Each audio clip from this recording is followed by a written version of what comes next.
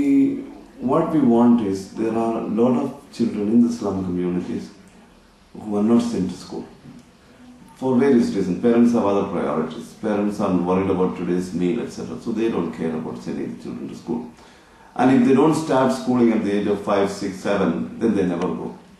So what we do is that we run preschools. We take children at the age of 4, keep them for 2 years in a little preschool in the slums. And then this teacher who is teaching in the preschool makes sure that these children are enrolled in a public school, and most of the time in a public school. So once they got the habit of schooling and they start going into the public school, then they continue at least for a certain period before they drop out. Many of them drop out. So what we run is, we run these preschools to initiate schooling among the children who otherwise will not go to school. Yeah. And how does Intermon Oxfam helps you? Intermon Oxfam has 2 departments. One is this International Cooperation Department that we have here, and there is another one, the Comercio Justo in Valencia. The Intermon Cooperation Department had been helping us in 2002 to initiate all our programs. For example, we needed capacity for training the women. We needed places to do the work. In the beginning we needed a lot of administrative expenses, because the sale that we do, from that we couldn't get any surplus, because sale was just enough to pay the women, because our total sales was not very good that time.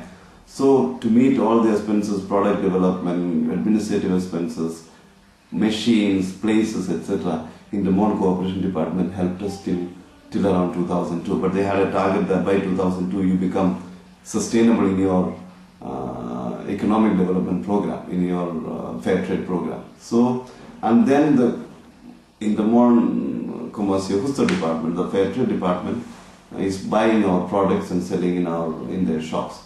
So they have been assisting us for a long time. We will say that the world now is in an economic crisis.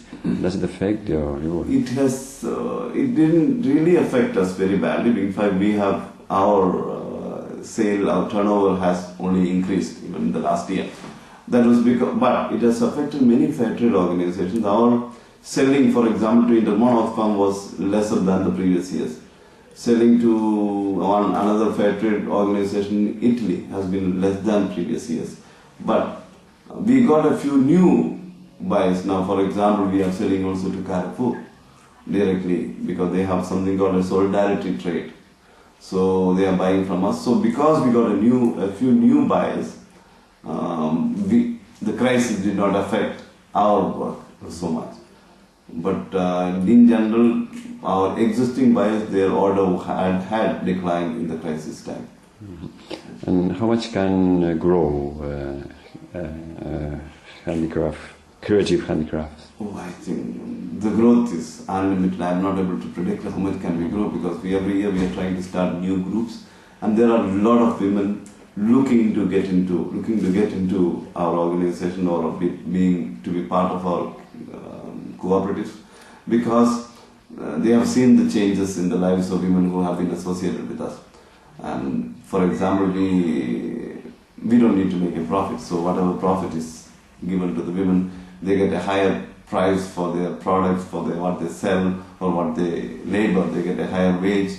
So they have seen the changes. Their children are going to school. So many women in the slum communities are seeing the changes, and they all want to get in. But we take only the women who are absolutely in need, absolutely in difficulty. So, I mean, as we grow, we will start new group, but we can grow much more, because we are still not a very big organization. We are still a small organization. But it must be hard to say to a woman that wants to come to you that exactly. We cannot very, help you. Very hard. Very, very hard for a woman who has no means of buying a meal for the day. And how can you say that I have no work for you? I cannot keep you. I mean, when she goes, how she will survive you? I mean, some days you feel not guilty, you feel really worried, you know.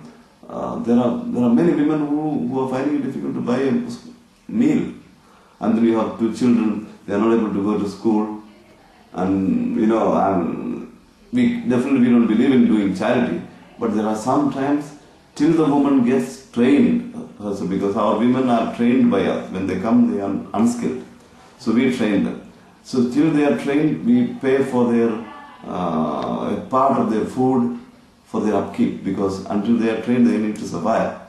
So many a time I say there are 2 levels of working. You can work at one level with policies to change the global policy so that the poverty is eradicated.